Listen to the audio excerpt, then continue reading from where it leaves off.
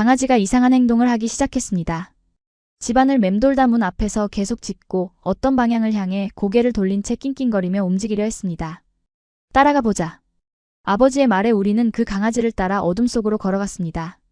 20분 후 작은 하천 근처에서 강아지가 멈춰서더니 짖기 시작했습니다. 그곳에서 우리는 실종되었던 할머니를 발견했습니다. 진흙에 젖은 옷, 맨발, 그리고 흐릿한 눈동자. 할머니는 말을 잇지 못했지만 강아지의 털을 붙잡고 놓지 않으셨습니다. 한국에서 온 유기견이 아니었다면 그날 밤 우리 할머니는 영영 돌아오지 못했을지도 모릅니다. 단순한 믹스견, 유기견이라고 생각했던 그 아이가 어떻게 우리 가족의 영웅이 되었는지 그 감동적인 이야기를 지금부터 들려드립니다. 구독, 좋아요, 알림 설정하고 함께 해주세요. 말도 안 되는 일이 벌어졌습니다.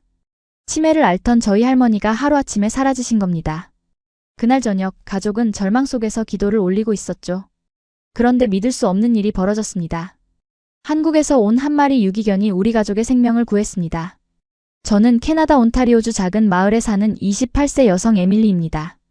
3살 연상의 한국인 유학생 지훈과 결혼해 지금은 조용한 시골 마을에서 함께 살아가고 있어요. 저희 부모님과 치매를 앓고 계신 할머니는 도시 외곽의 전원주택에서 살고 계시죠. 우리 집에서 차로 약 30분 거리예요. 그래서 주말마다 찾아뵙고 함께 시간을 보내는 것이 저희의 소소한 행복이었습니다. 지훈은 진지하고 다정한 사람으로 한국과는 다른 가족 중심 문화에 저를 자연스럽게 이끌어 주었어요. 처음 만났을 때부터 그의 가족에 대한 애정과 존중이 느껴졌죠. 다른 캐나다 남자들과는 달랐어요. 지훈은 늘 부모님께 안부 전화를 드리고 한국에 계신 그의 가족에게도 매주 영상통화를 했거든요. 그런 모습이 처음엔 낯설었지만 점점 그 따뜻함에 마음이 끌렸습니다. 우리는 대학교 도서관에서 만났어요. 지훈은 공학 박사과정 유학생이었고 저는 영문학을 공부하고 있었죠. 그날은 가을의 시작을 알리는 선선한 9월 오후였어요. 저는 책장 사이에서 셰익스피어 원서를 찾고 있었는데 그만 높은 선반의 책을 빼다가 균형을 잃었어요. 그때 옆에서 누군가가 재빨리 저를 붙잡아 주었죠. 바로 지훈이었습니다. 괜찮으세요? 그의 첫 마디는 어색한 억양의 영어였지만 그 진심 어린 걱정의 눈빛이 아직도 기억납니다. 고마움의 표시로 커피 한 잔을 대접한 것이 우리의 첫 데이트가 되었고 그렇게 2년의 연애 끝에 결혼까지 이어졌어요.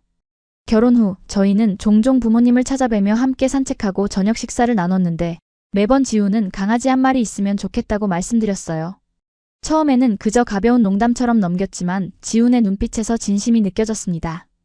에밀리, 한국에서는 집을 지키는 개가 가족의 수호신이라고 해. 특히 진돗개는 충성심이 대단해서 주인을 절대 배신하지 않아. 지훈이 자랑스럽게 말했던 기억이 납니다. 사실 저는 개를 키워본 적이 없었어요. 어릴 때 고양이만 키웠거든요. 하지만 지훈의 열정적인 설명을 들으며 점차 관심이 생기기 시작했죠. 특히 할머니가 치매 진단을 받으신 후 지훈은 더욱 강아지 이야기를 자주 했습니다. 노인분들께는 반려동물이 정서적으로 큰 도움이 돼. 특히 할머니께서 기억력이 약해지시는데 개와 함께하면 인지 기능에도 도움이 된대. 어느 날 지훈은 노트북을 들고 와서는 한국의 유기견 보호소 사이트를 보여줬어요. 그곳에는 다양한 견종의 강아지들이 새 가족을 기다리고 있었죠. 그 중에서도 진돗개 믹스견 한 마리가 눈에 띄었습니다. 이름은 준이었어요. 이 아이는 산에서 발견됐대. 아마도 버려진 것 같아. 하지만 사람을 무서워하지도 않고 건강 상태도 좋아. 어때? 지훈의 눈은 기대감으로 빛나고 있었죠. 사진 속 준이는 갈색과 흰색이 섞인 털을 가진 중형견이었어요. 진돗개 특유의 당당한 눈빛과 직립된 귀가 인상적이었지만 다른 견종이 섞여 있어 순종 진돗개만큼 눈에 띄지는 않았습니다. 그래도 차분하고 맑은 눈빛이 마음에 들었어요. 입양 과정이 복잡하지 않을까? 제가 물었죠. 내가 한국 친구들에게 부탁해서 도움을 받을 수 있어. 국제 운송도 요즘은 많이 간편해졌어. 지훈은 자신감 있게 대답했습니다. 그렇게 우리는 준이를 입양하기로 결정했고 약 한 달 후 긴 여정을 마친 준이가 캐나다 토론토 공항에 도착했습니다. 지훈과 저는 설레는 마음으로 공항으로 향했죠. 처음 케이지에서 나온 준이는 낯선 환경에 약간 긴장한 듯 했지만 지훈이 부드럽게 말을 걸자 금세 꼬리를 흔들며 다가왔어요. 그 순간 저는 이 결정이 옳았다는 확신이 들었습니다. 준이야, 이제 너의 새 가족이야. 환영해. 지훈이 한국어로 말하자 준이의 귀가 쫑긋 세워졌어요. 마치 이해한 것처럼요. 준이는 생각보다 빨리 새로운 환경에 적응했어요. 처음에는 저희 집에서 함께 지냈지만 준이의 활동적인 성격을 고려해 결국 부모님 댁으로 보내드리기로 했습니다. 넓은 마당과 주변의 자연환경이 준이에게 더 좋을 것 같았거든요. 그리고 무엇보다 할머니에게 좋은 친구가 되어줄 수 있을 거라 생각했습니다. 부모님은 처음에 약간 망설이셨지만 준이의 얌전하고 영리한 모습에 금세 마음을 열어주셨어요. 특히 할머니는 준이를 무척 좋아하셨죠. 할머니께서는 점점 기억을 잃어가고 계셨지만 준이의 이름만큼은 잊지 않으셨어요. 이 아이는 얼마나 충성스러운지 몰라. 항상 내 옆에 있어. 할머니께서는 준이의 머리를 쓰다듬으며 종종 말씀하셨습니다. 준이는 특히 할머니와 함께하는 산책을 좋아했어요. 느린 할머니의 걸음에 맞춰 옆에서 따라다니며 마치 보호자처럼 행동했죠. 할머니께서 길을 헷갈리실 때면 준이가 앞장서서 집으로 돌아오는 길을 안내하기도 했습니다. 그런 모습을 볼 때마다 지우는 뿌듯해하며 역시 한국계는 다르다니까라고 말했어요. 저는 그런 지훈의 모습을 보며 미소 지었습니다. 처음에는 단순히 그의 고향에 대한 자부심이라고만 생각했지만 점차 준이를 통해 한국의 문화와 정서를 이해하게 되었습니다. 준이는 단순한 반려동물이 아니라 지훈의 나라와 저를 연결해주는 특별한 존재였어요. 하지만 그때까지만 해도 준이가 우리 가족에게 얼마나 중요한 존재가 될지는 아무도 예상하지 못했습니다. 그 운명의 날이 오기 전까지는요. 그 일이 있던 날은 아주 평범한 가을 아침이었습니다. 저는 출근 준비를 하고 있었고 지훈은 대학에서 연구 발표가 있어 일찍 나갔어요. 아침 식사를 하면서 지훈에게 문자를 보냈죠. 오늘 부모님 댁에 들를 거야. 할머니 약 가져다 드려야 해. 곧바로 답장이 왔습니다. 알았어. 나도 끝나면 바로 갈게. 사랑해. 그날 오전 일상적인 일들에 집중하며 시간을 보냈습니다. 점심시간에 약국에 들러 할머니의 처방약을 찾았고 퇴근 후 바로 부모님 댁으로 향했죠. 차를 몰고 가는 내내 기분 좋은 단풍 냄새가 코끝을 간지렸습니다. 단풍이 물든 도로를 달리며 가을의 아름다움에 마음이 평온해졌어요. 부모님 댁 근처에 도착했을 때 낯익은 풍경이 눈에 들어왔습니다. 아버지는 정원에서 낙엽을 쓸고 계셨고 어머니는 마당에 빨래를 널고 계셨어요. 준이는 마당을 뛰어다니며 놀고 있었죠. 그 평화로운 풍경에 미소가 지어졌습니다. 차에서 내리자 준이가 반갑게 달려와 저를 맞이했어요. 꼬리를 흔들며 제 다리 주위를 빙글빙글 돌았죠. 저는 무릎을 굽혀 준이의 머리를 쓰다듬었습니다. 안녕, 준이. 보고 싶었어. 어머니께서 현관문에서 저를 발견하고 손을 흔드셨습니다. 에밀리 왔구나. 들어와, 차 한잔 할래? 저는 준이를 데리고 집 안으로 들어갔습니다. 거실에서는 텔레비전 소리가 들렸지만 할머니의 모습은 보이지 않았어요. 할머니는 어디 계세요? 자연스럽게 물었습니다. 어머니는 부엌에서 차를 준비하시며 대답하셨어요. 방에서 쉬고 계실 거야. 오늘 아침에 좀 피곤해 하셨거든. 저는 할머니 방으로 향했습니다. 노크를 하고 문을 열었지만 방은 비어 있었어요. 침대는 정돈되어 있었고 창문 옆 흔들의자도 비어 있었습니다. 할머니가 방에 안 계신데요? 거실로 돌아와 어머니께 말씀드렸습니다. 어머니는 잠시 생각에 잠기더니 화장실에 가셨나? 아니면 뒷마당에 계실 수도 있겠네라고 말씀하셨어요. 우리는 집안을 둘러보았지만 할머니는 어디에도 계시지 않았습니다. 뒷마당도 지하실도 심지어 창고까지 확인했지만 찾을 수 없었어요. 점점 불안감이 커지기 시작했습니다. 언제 마지막으로 할머니를 보셨어요? 제가 물었습니다. 아버지께서 정원 일을 멈추고 생각에 잠기셨어요. 글쎄, 점심 식사 후였던 것 같은데. 약 3시간 전이군. 그때 전화벨이 울렸습니다. 지훈이었어요. 에밀리, 지금 부모님 댁이야? 곧 도착할 거야. 지훈, 할머니가 안 계셔. 어디 계신지 모르겠어. 제 목소리에는 걱정이 묻어났습니다. 집 주변을 찾아봤어? 지훈의 목소리도 긴장감이 느껴졌어요. 응, 지금 찾고 있어. 빨리 와줘. 전화를 끊고 우리는 본격적인 수색을 시작했습니다. 이웃집에 연락하고 가까운 공원과 산책로를 확인했지만 흔적이 없었어요. 할머니께서 평소 가시던 곳들을 모두 확인했지만 소득이 없었습니다. 해가 지기 시작하자 우리의 걱정은 공포로 바뀌었어요. 할머니는 알츠하이머 초기 증상으로 가끔 기억이 흐릿해지셨지만 이렇게 사라지신 건 처음이었습니다. 더욱이 가을의 밤은 급격히 추워질 수 있었죠. 지훈이 도착했을 때는 이미 어두워지고 있었습니다. 그는 곧바로 현관에서 저를 안아주었어요. 걱정 마, 찾을 거야. 우리는 경찰에 실종 신고를 했고 주변 지역 수색을 도울 이웃들을 모았습니다. 마을 전체가 할머니를 찾는데 동참해 주셨어요.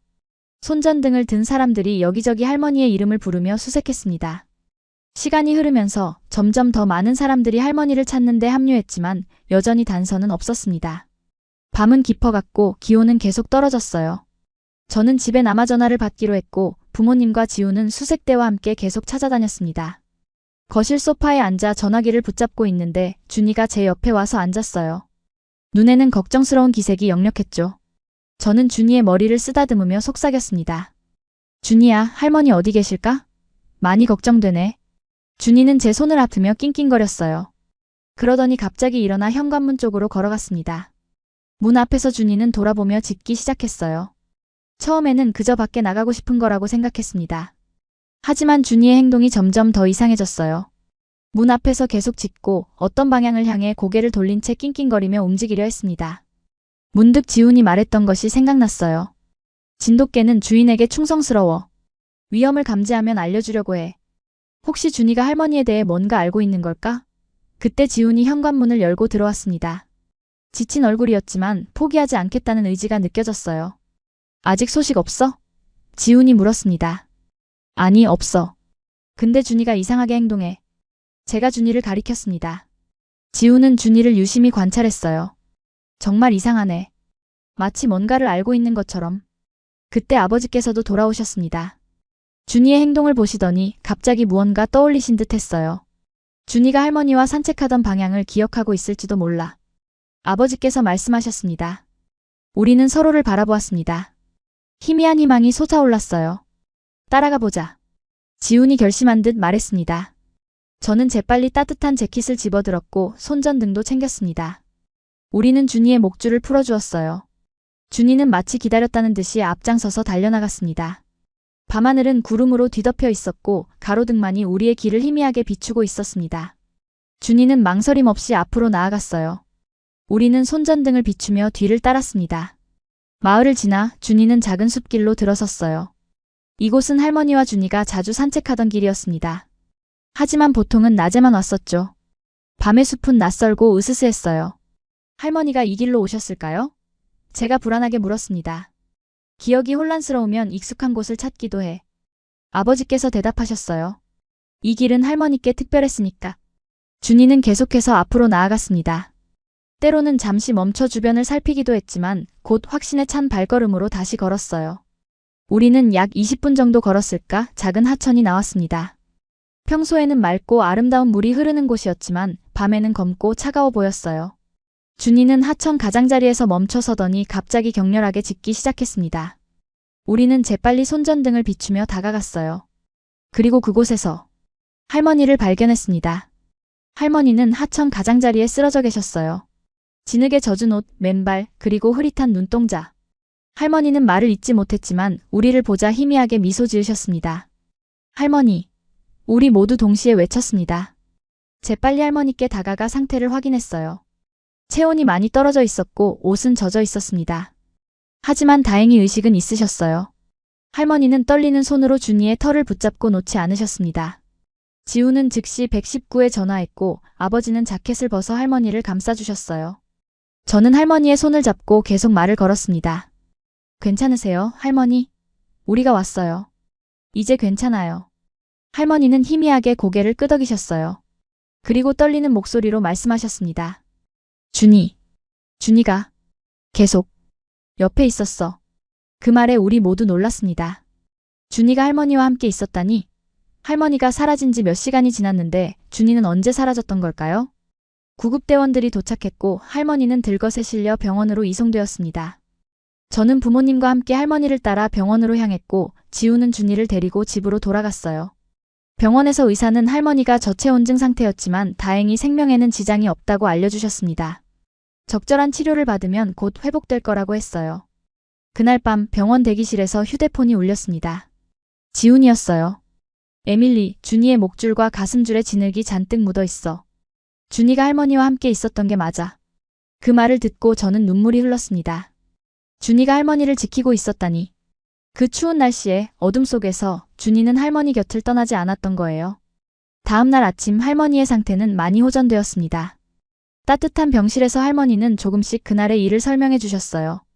산책을 나갔는데 갑자기 어디인지 모르겠더라. 집이 어디였는지. 할머니의 목소리는 여전히 약했지만 또렷했습니다. 그런데 준이가 계속 저를 이끌었어요. 집으로 가자고. 하지만 난 무서워서 따라가지 못했어. 그러다 넘어졌지. 준이가 계속 옆에 있었어. 몸을 데워줬어. 할머니의 말씀을 들으며 우리는 모두 감격의 눈물을 흘렸습니다. 준이는 단순한 반려동물이 아니었어요. 할머니의 생명을 구한 영웅이었습니다. 그날 오후 할머니는 퇴원의 집으로 돌아오셨습니다.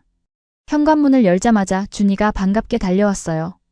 할머니를 본 준이는 기쁨에 가득 찬 눈으로 꼬리를 흔들었습니다. 할머니는 준이의 머리를 쓰다듬으며 눈물을 흘리셨어요. 고마워, 준이야. 네가 내 수호천사구나. 그날 이후 저희 가족은 한국에서 왔다는 이 강아지를 바라보는 시선이 완전히 달라졌습니다. 준이는 더 이상 그저 입양된 유기견이 아니었어요. 우리 가족의 일원이자 할머니의 목숨을 구한 영웅이 되었습니다. 할머니가 퇴원하고 며칠 후 우리 가족은 거실에 모여 앉아 그날의 일을 되새기고 있었습니다. 준이는 할머니의 발치에 누워 평화롭게 잠들어 있었어요. 지우는 생각에 잠긴 표정으로 준이를 바라보고 있었습니다. 사실 처음에는 믹스견, 유기견이라는 이유로 큰 기대를 하지 않았어. 제가 솔직하게 말했습니다. 솔직히 저도 입양보다는 분양을 고려했었고 한국 유기견이 과연 정 붙을까? 하는 생각이 들었어요. 지우는 미소를 지으며 고개를 끄덕였어요. 그래도 아직까지는 아니야. 미국에서 진돗개 믹스견으로 인정받을 수 있을까?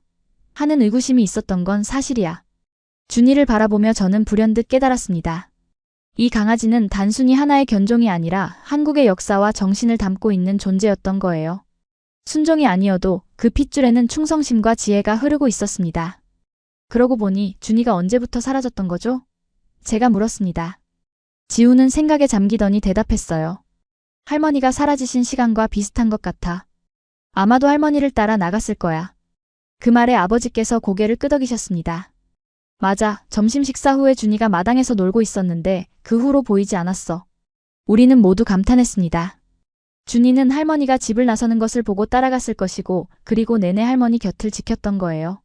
그리고 우리가 찾아왔을 때 준이는 우리를 할머니에게 인도한 것입니다. 할머니께서 회복 중에 들려주신 이야기도 그 추측을 뒷받침했습니다. 할머니는 평소처럼 산책을 나가셨는데 갑자기 어디인지 혼란스러워지셨다고 해요. 집으로 돌아가려고 했지만 어느 방향으로 가야 할지 몰라 계속 걸으셨대요. 그런데 준이가 계속 앞장서서 어떤 방향을 가리키듯 걸었다고 합니다. 그 아이가 계속 짖으면서 나를 따라오라고 했어. 하지만 난 너무 혼란스러워서. 할머니의 목소리에는 미안함이 묻어났습니다. 할머니는 결국 준이의 인도를 따르지 않고 다른 방향으로 가셨고 결국 하천가에서 지치고 넘어지신 것이었어요. 그리고 준이는 그곳에서도 할머니를 떠나지 않고 지켰던 것입니다. 이 아이는 정말 특별해. 한국에서 온 천사야. 할머니께서 준이의 머리를 쓰다듬으며 말씀하셨습니다. 할머니의 퇴원 후 몇 주가 지났습니다. 가을의 끝자락에 접어들면서 날씨는 점점 추워졌지만 우리 가족의 마음은 그 어느 때보다 따뜻했어요. 준이는 할머니의 방에서 함께 지내게 되었고 할머니의 건강 상태도 놀랍도록 호전되었습니다. 의사 선생님도 놀라셨어. 할머니의 회복 속도가 예상보다 훨씬 빠르대. 어머니께서 기쁜 목소리로 말씀하셨습니다. 지우는 그 이유가 준이 때문이라고 확신했어요. 정서적 안정감이 치료에 도움이 되는 건 과학적으로도 증명된 사실이야.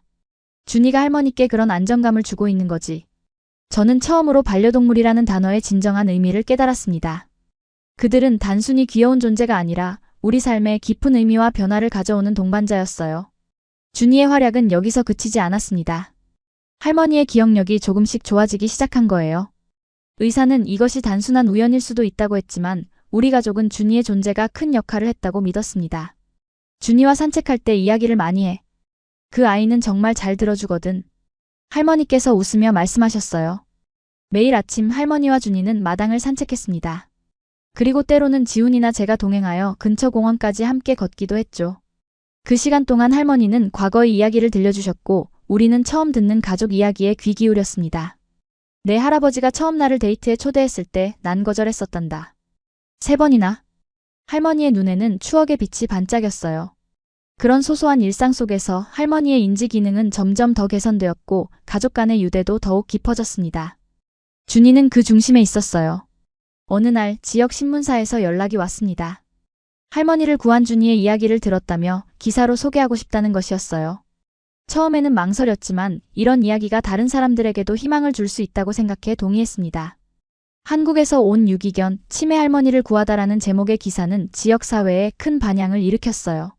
많은 사람들이 우리 집을 찾아와 준이를 만나고 싶어 했고 유기견 입양에 관심을 보이기 시작했습니다. 우린 생각보다 많은 편견을 갖고 있었던 것 같아. 지역 주민 한 분이 말씀하셨어요. 특히 외국에서 온 유기견에 대해서. 그 기사 이후 저는 한국 유기견 보호소에 정기적으로 후원을 시작했습니다. 지우는 온라인 커뮤니티를 통해 한국의 동물보호 활동과 입양 과정에 대한 정보를 공유했고요. 작은 시작이었지만 그것이 변화의 씨앗이 될 수 있다고 믿었습니다. 에밀리, 이런 활동이 더 많은 동물들의 삶을 바꿀 수 있을 거야. 지훈의 말에 저는 깊이 공감했습니다. 그러던 어느 날 한국에서 놀라운 소식이 들려왔습니다. 준이를 보내주었던 보호소에서 연락이 온 것이었어요. 그들은 준이의 이야기가 현지 미디어에도 소개되었다며 많은 사람들이 감동받았다고 전했습니다. 준이 덕분에 우리 보호소의 입양률이 크게 증가했어요. 많은 사람들이 믹스견 입양에 관심을 가지기 시작했거든요. 그 말을 듣고 지훈과 저는 서로를 바라보며 웃었습니다. 준이가 우리 가족뿐만 아니라 멀리 한국에 있는 다른 동물들의 삶까지 변화시키고 있다는 사실이 놀라웠어요. 이게 바로 나비 효과인가 봐. 작은 선택이 큰 변화를 만들어내는 거지. 지훈이 감탄했습니다. 준이의 이야기는 우리 가족에게 많은 변화를 가져왔습니다. 특히 저에게는 한국이라는 나라와 문화에 대한 호기심과 존중심을 키워주었어요. 저는 한국어 강좌를 듣기 시작했고 지훈은 기쁜 마음으로 저의 선생님이 되어주었습니다. 처음에는 발음이 어려워 좌절하기도 했지만 조금씩 나아지는 제 모습을 보며 지훈은 항상 격려해 주었어요. 안녕하세요. 저는 에밀리입니다. 첫 문장을 완벽하게 발음했을 때 지훈의 얼굴에 피어난 미소는 잊을 수 없습니다. 언어를 배우면서 자연스럽게 한국 문화에 대해서도 더 많이 알게 되었습니다. 지훈은 한국의 역사와 전통, 음식 문화 등을 소개해 주었고 저는 그 모든 것에 매료되었어요. 한국 사람들이 왜 그렇게 정이 많은지 이제 알 것 같아. 어느 날 저는 깨달음을 얻었습니다. 오랜 역사 동안 서로 의지하며 살아온 공동체 문화 때문이구나. 지훈은 기쁘게 고개를 끄덕였어요. 맞아. 한국 사람들은 우리라는 개념을 중요하게 여겨. 개인보다는 공동체, 가족의 가치를 소중히 여기지. 그런 가치관은 우리 가정에도 자연스럽게 스며들었습니다. 저는 서양 문화의 개인주의적 성향에서 벗어나 조금 더 우리를 생각하는 사람이 되어갔어요. 물론 쉬운 변화는 아니었지만 그 과정에서 더 큰 행복을 발견했습니다. 준이의 입양을 계기로 우리 부부는 더 많은 한국 유기견들을 돕기 위한 작은 프로젝트를 시작했어요. 준이의 친구들이라는 이름의 이 프로젝트는 한국과 캐나다의 동물보호 단체를 연결하고 국제 입양을 촉진하는 것이 목표였습니다. 에밀리, 넌 정말 놀라운 사람이야. 이렇게까지 한국 문화와 동물들에 관심을 가질 줄은 몰랐어. 지훈이 감동한 목소리로 말했습니다. 저는 미소 지으며 대답했어요. 준이가 우리에게 준 선물을 다른 사람들과 나누고 싶을 뿐이야. 시간이 흐르면서 준이의 친구들 프로젝트는 점점 커졌습니다. 소셜미디어를 통해 많은 사람들이 관심을 보였고 자원봉사자들도 늘어났어요. 우리는 한국의 유기견 보호소와 정기적으로 화상통화를 하며 그들의 상황을 알리고 후원을 모았습니다. 어느 날 지역 TV 방송국에서 우리 이야기를 취재하고 싶다는 연락이 왔어요. 그들은 문화적 경계를 넘어 동물 복지를 위해 노력하는 우리의 활동에 감명받았다고 했습니다. 사실 처음에는 한국 유기견을 입양한다는 것이 부담스러웠어요. 다른 문화, 다른 환경에서 자란 동물이 과연 여기에 적응할 수 있을까 걱정했죠. 인터뷰에서 저는 솔직하게 말했습니다. 그리고 이어서 말했어요. 하지만 이제 알았어요. 사랑과 존중은 어떤 경계도 넘을 수 있다는 것을. 준이는 우리 가족의 생명을 구했고 우리에게 문화적 다양성의 아름다움을 가르쳐 주었습니다. 방송이 나간 후 놀랍게도 많은 사람들이 연락을 해왔어요. 그들 중 상당수는 한국계 캐나다인들이었습니다. 그들은 고국의 동물들을 돕는 우리의 활동에 감사하다며 자원봉사와 후원을 제안했어요. 당신들이 하는 일은 단순히 동물을 돕는 것 이상의 의미가 있어요. 서로 다른 문화 간의 이해와 존중을 촉진하고 있어요. 한 한국계 캐나다인 여성이 말씀하셨습니다. 그 말에 저는 깊이 공감했어요. 우리의 활동은 분명 동물 복지가 중심이었지만 그 과정에서 문화적 다리를 놓는 역할도 하고 있었던 것입니다. 지우는 이런 변화를 보며 늘 자랑스러워했습니다. 한국 사람으로서 내가 우리 문화와 동물들에 이렇게 관심을 가져주는 게 정말 고마워. 그의 말에 저는 항상 같은 대답을 했어요. 고마워할 필요 없어. 준이가 내게 준 선물이니까. 준이가 우리 가족에 온 지 1년이 지났습니다. 그 시간 동안 놀라운 변화들이 있었지만 가장 큰 변화는 할머니의 건강 상태였어요. 의사들은 처음에 할머니의 알츠하이머 증상이 점점 악화될 것이라고 예측했습니다. 하지만 놀랍게도 할머니의 인지 기능은 저하되지 않고 오히려 안정된 상태를 유지하고 있었어요. 이런 경우는 매우 드뭅니다. 할머니께서 정서적으로 안정되어 있고 적극적인 사회 활동을 하고 계시는 것이 도움이 되는 것 같네요. 의사는 정기검진에서 말씀하셨습니다. 그 사회 활동의 중심에는 준이가 있었어요. 할머니는 매일 준이와 산책하며 이웃들과 대화를 나누었고 때로는 공원에서 다른 강아지 주인들과 교류하기도 했습니다. 준이 덕분에 제가 다시 사람들과 만날 용기를 얻었어요. 할머니는 미소 지으며 말씀하셨어요. 처음에는 기억력이 나빠지는 것이 창피해서 사람들을 피했거든요. 준이는 할머니에게 단순한 반려동물을 넘어 사회적 연결의 다리가 되어주었습니다. 그리고 그 연결은 할머니의 인지 기능 유지에 큰 도움이 되었어요. 뿐만 아니라 할머니는 준이를 통해 한국 문화에도 관심을 갖게 되셨습니다. 지훈이 들려주는 한국의 이야기, 특히 진돗개와 관련된 이야기에 할머니는 항상 귀 기울이셨어요. 한국에서는 진돗개가 국가 천연기념물로 지정되어 있대요. 그만큼 소중하게 여기는 동물이라고 하네요. 할머니는 이웃에게 자랑스럽게 말씀하셨습니다. 그렇게 할머니의 세계는 점점 넓어졌고 그것이 인지 기능 유지에 도움이 되었다고 의사는 설명했어요. 새로운 것을 배우고 호기심을 유지하는 것이 뇌 건강에 좋다는 것이죠. 어느 날 할머니는 놀라운 제안을 하셨습니다. 한국에 가보고 싶어. 준이가 태어난 곳이 어떤 모습인지 보고 싶구나. 그 말에 우리 모두 놀랐지만 지우는 눈을 반짝이며 기뻐했어요. 정말 좋은 생각이에요. 한국은 노인분들을 위한 관광 인프라가 잘 되어 있어요. 할머니께서 충분히 즐기실 수 있을 거예요. 그렇게 우리는 가족 여행을 계획하기 시작했습니다. 할머니, 어머니, 아버지, 그리고 지훈과 저. 물론 준이는 남겨두어야 했지만 좋은 애견 호텔을 예약해 안전하게 머물 수 있도록 했어요. 여행 준비를 하면서 할머니는 놀라운 열정을 보이셨습니다. 한국어 기초 표현을 배우시겠다며 지훈에게 가르쳐 달라고 하셨고 한국 문화와 역사에 관한 책도 읽으셨어요. 안녕하세요. 만나서 반갑습니다. 할머니가 첫 한국어 문장을 완벽하게 발음했을 때 지훈의 눈에는 감동의 눈물이 고였습니다. 할머니의 그런 모습을 보며 저는 준이가 우리 가족에게 가져다준 변화의 깊이를 실감했어요. 준이는 단순히 할머니의 생명을 구한 것이 아니라 할머니에게 새로운 삶의 목적과 열정을 선물한 것이었습니다. 할머니 정말 대단하세요. 이렇게 새로운 것에 도전하시다니. 제가 감탄하자 할머니는 웃으며 대답하셨습니다. 나이는 숫자에 불과해, 에밀리. 배움에는 끝이 없단다. 준이가 그걸 다시 깨닫게 해주었지. 드디어 우리의 한국 여행 날이 다가왔습니다. 할머니는 여행 가방을 꾸리면서 어린아이처럼 들떠 있으셨어요. 지우는 할머니를 위해 특별히 한국 여행 가이드북을 준비했고 저는 할머니가 좋아하실 만한 장소들을 미리 조사했습니다. 할머니, 한국에서는 어디를 가장 보고 싶으세요? 제가 물었습니다. 할머니는 잠시 생각하더니 대답하셨어요. 준이가 태어난 보호소를 꼭 방문하고 싶구나. 그리고 진돗개의 고향인 진도도 가보고 싶어. 지우는 기쁘게 고개를 끄덕였습니다. 모두 계획에 넣었어요. 진도는 아름다운 섬이에요. 할머니께서 좋아하실 거예요. 13시간의 긴 비행 끝에 우리는 인천국제공항에 도착했습니다.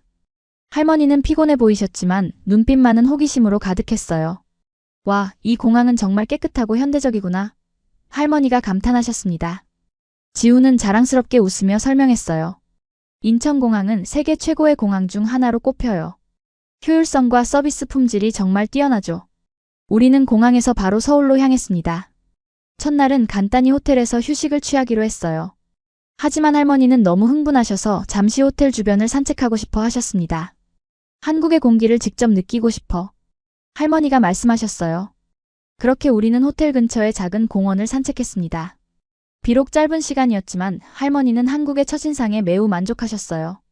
사람들이 정말 친절하구나. 그리고 거리가 이렇게 깨끗하다니. 다음 날부터 본격적인 관광이 시작되었습니다. 우리는 경복궁, 인사동, 남산타워 등 서울의 주요 명소를 방문했어요. 할머니는 특히 한국의 전통 건축물에 깊은 인상을 받으셨습니다. 이렇게 자연과 조화를 이루는 건축이라니 정말 아름답구나. 경복궁을 둘러보며 할머니가 감탄하셨어요. 지우는 할머니에게 한국의 역사와 문화에 대해 열심히 설명해 주었고 할머니는 그 모든 것을 놀라운 집중력으로 경청하셨습니다. 때로는 메모까지 하시며 배움에 대한 열정을 보이셨어요. 여행 3일째, 우리는 준이가 구조되었던 보호소를 방문했습니다. 서울 외곽에 위치한 이 보호소는 생각보다 깨끗하고 잘 관리되고 있었어요. 안녕하세요. 저희는 준이를 입양한 가족입니다. 지훈이 보호소 직원에게 인사했습니다. 직원은 놀란 표정으로 우리를 맞이했어요. 아, 맞아요. 캐나다에 간 그 믹스견이죠? 소식 들었어요. 정말 훌륭한 일을 하셨다고요. 할머니는 비록 한국어를 이해하지 못했지만 그 분위기를 느끼셨는지 따뜻한 미소를 지으셨습니다. 지훈이 상황을 영어로 설명해주자 할머니는 감동의 눈물을 흘리셨어요. 준이가 내 생명을 구했다고 전해주세요.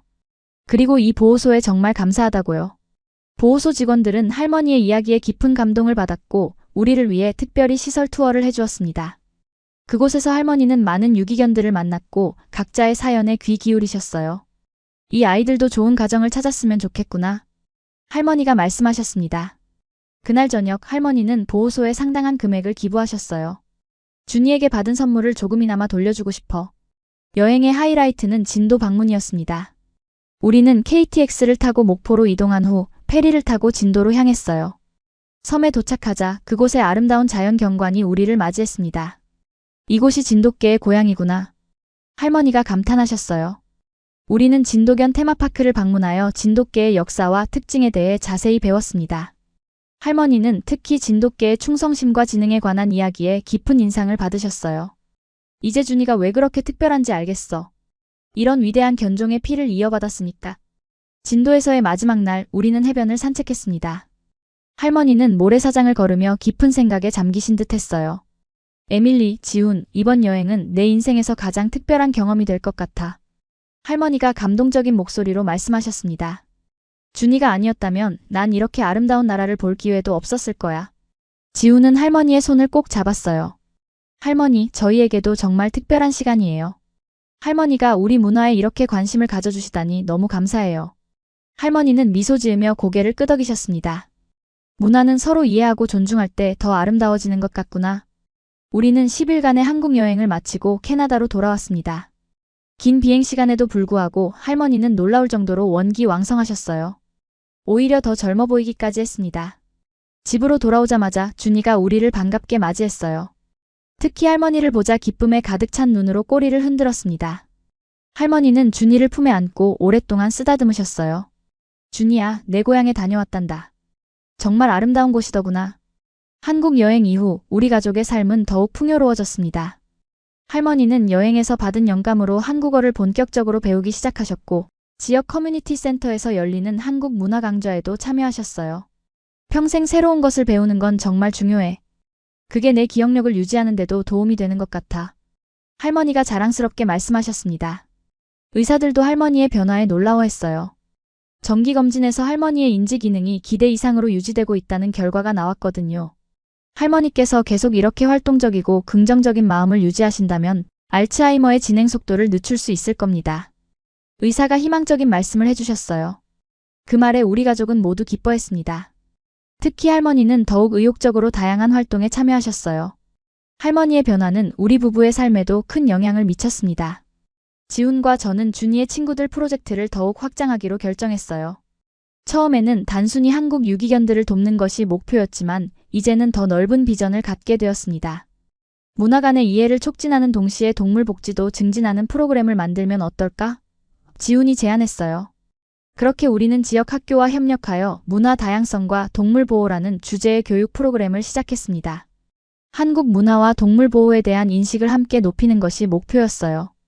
할머니도 이 프로그램에 적극적으로 참여하셨습니다. 아이들에게 준이의 이야기를 들려주고 한국에서의 경험을 나누는 시간은 할머니에게도 아이들에게도 특별한 경험이 되었어요. 준이는 단순한 개가 아니에요. 그 아이는 문화의 다리이자 생명의 은인이에요. 할머니가 아이들에게 말씀하셨습니다. 아이들은 할머니의 이야기에 깊은 감동을 받았고 많은 학생들이 동물 보호와 다른 문화에 대한 관심을 갖게 되었어요. 일부 가정에서는 실제로 유기동물 입양을 고려하기 시작했다는 소식도 들려왔습니다. 우리의 활동은 점차 지역 사회를 넘어 확대되었습니다.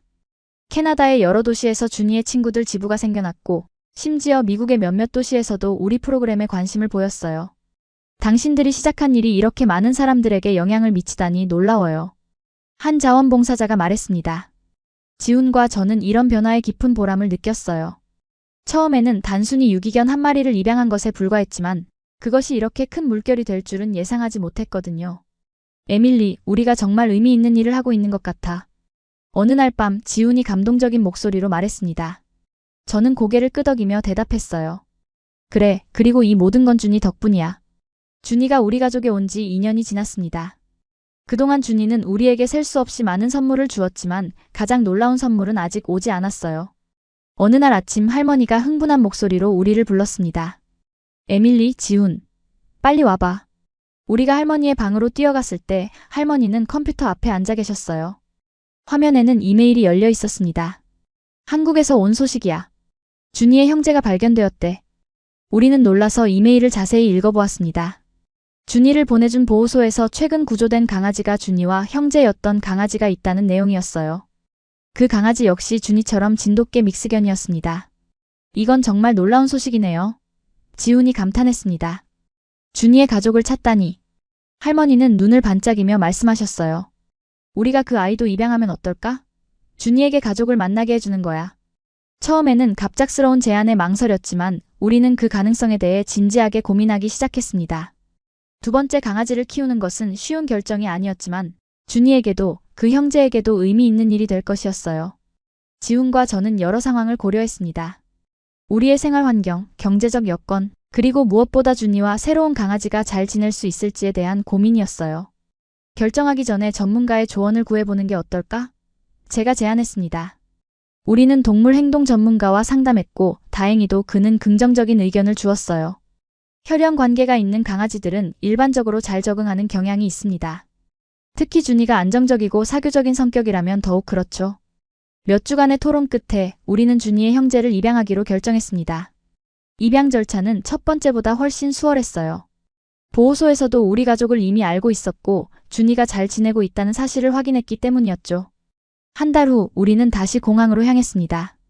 이번에는 준이의 형제 타니를 맞이하기 위해서였어요. 탄이라는 이름은 한국어로 밝다는 의미의 탄탄하다에서 따온 것이었습니다. 공항에서 케이지에서 나온 탄이는 준이보다 약간 작았지만 눈빛은 똑같이 맑고 지적이었어요. 우리는 설레는 마음으로 탄이를 집으로 데려왔습니다. 준이와 탄이의 첫 만남은 감동적이었어요.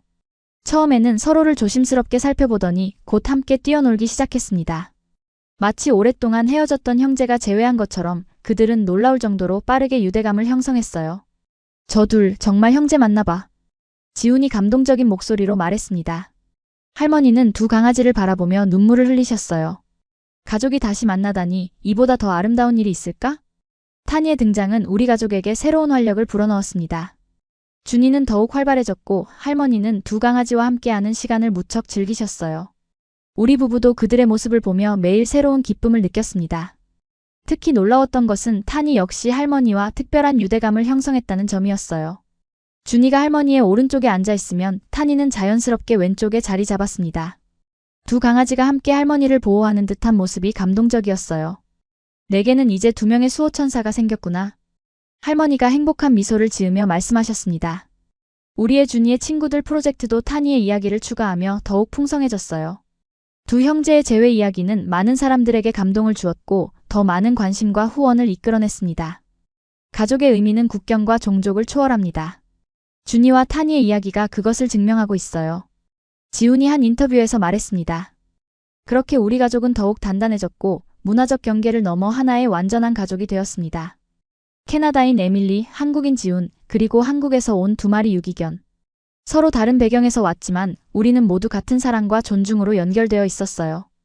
시간이 흘러 준이가 우리 가족에 온 지 3년이 되었습니다. 그동안 우리의 삶은 상상할 수 없을 정도로 변화했어요. 할머니의 알츠하이머 증상은 거의 진행되지 않았고 오히려 활기차고 적극적인 생활을 이어가고 계셨습니다. 의학적으로는 설명하기 어려운 경우예요. 의사가 말했습니다. 하지만 할머니의 정서적 안정과 활발한 사회활동이 큰 역할을 한 것 같습니다. 준이와 타니는 할머니의 생활에 큰 활력소가 되었어요. 그들과 함께하는 산책, 놀이 시간, 그리고 단순히 함께 있는 시간 자체가 할머니에게 큰 기쁨이었습니다. 내가 이렇게 행복할 줄은 몰랐어. 할머니가 종종 말씀하셨어요. 우리의 준이의 친구들 프로젝트는 이제 국제적인 규모로 성장했습니다. 캐나다와 미국뿐만 아니라 유럽과 호주에서도 지부가 생겨났고 한국의 여러 동물보호단체와도 긴밀한 협력 관계를 맺게 되었어요. 프로젝트의 성공으로 지훈과 저는 종종 다양한 컨퍼런스와 행사에 초청받아 우리의 이야기를 나누었습니다. 문화적 다양성과 동물 복지라는 두 가지 주제를 연결한 우리의 접근 방식이 많은 사람들에게 영감을 주었어요. 당신들의 이야기는 단순한 동물 구조 이야기가 아니라 문화 간 이해와 가족의 의미에 대한 이야기예요. 한 컨퍼런스 참가자가 말했습니다. 그런 말을 들을 때마다 우리는 이 모든 것이 한 마리 유기견을 입양한 작은 결정에서 시작되었다는 사실에 놀랐어요. 작은 선택이 얼마나 큰 변화를 가져올 수 있는지 우리는 직접 경험하고 있었습니다. 어느 날 우리는 놀라운 제안을 받았습니다. 한 출판사에서 준이와 우리 가족의 이야기를 책으로 출간하고 싶다는 것이었어요. 이 이야기는 많은 사람들에게 영감을 줄 수 있을 거예요. 문화적 편견을 넘어 가족의 의미를 새롭게 정의하는 아름다운 이야기니까요. 편집자가 말했습니다. 우리는 기쁘게 그 제안을 받아들였고 할머니도 적극적으로 참여하셨어요. 할머니의 기억력이 크게 개선된 것은 아니었지만 준이와 관련된 기억만큼은 선명하게 간직하고 계셨습니다. 준이가 내 생명을 구한 그날을 절대 잊지 않을 거야. 할머니가 책의 인터뷰에서 말씀하셨어요. 책은 예상보다 큰 성공을 거두었고 여러 언어로 번역되었습니다. 특히 한국어판은 베스트셀러가 되었고 한국의 동물보호 의식을 높이는 데 기여했어요. 책의 성공으로 우리는 더 많은 후원금을 모을 수 있었고 그 자금으로 더 많은 유기견들을 도울 수 있게 되었습니다. 또한 문화교류 프로그램도 확장하여 더 많은 사람들이 다른 문화에 대한 이해와 존중을 높일 수 있도록 했어요.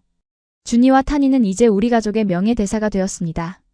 그들의 이야기는 단순한 동물 구조 이야기를 넘어 문화적 경계를 허물고 진정한 가족의 의미를 보여주는 상징이 되었어요. 이 모든 것이 한 마리 유기견을 입양한 작은 결정에서 시작되었다니 정말 놀라워. 어느 날 지훈이 감탄했습니다. 저는 미소 지으며 대답했어요.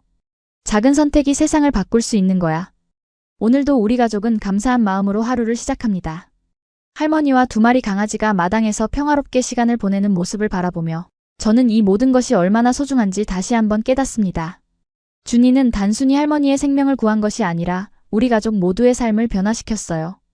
그리고 그 변화는 우리를 넘어 많은 사람들과 동물들의 삶에도 영향을 미치고 있습니다. 이것이 바로 생명의 가치입니다. 국경도, 혈통도, 편견도 넘어설 수 있는 생명의 아름다움. 한국에서 온 한 마리 유기견이 우리에게 가르쳐준 가장 소중한 교훈입니다. 여러분도 작은 선택으로 세상을 바꿀 수 있습니다. 편견을 버리고 열린 마음으로 새로운 가능성을 받아들여 보세요. 그것이 여러분의 삶을, 그리고 누군가의 삶을 완전히 변화시킬 수도 있으니까요. 이 이야기가 여러분께 작은 울림이 되었기를 바랍니다. 구독과 좋아요, 그리고 여러분의 이야기도 댓글로 나눠주세요. 여러분은 어떤 작은 선택으로 삶의 변화를 경험하셨나요? 또는 다른 문화에서 온 누군가, 혹은 무언가를 통해 새로운 시각을 얻은 경험이 있으신가요? 감사합니다, 여러분. 함께 해주셔서 정말 고맙습니다.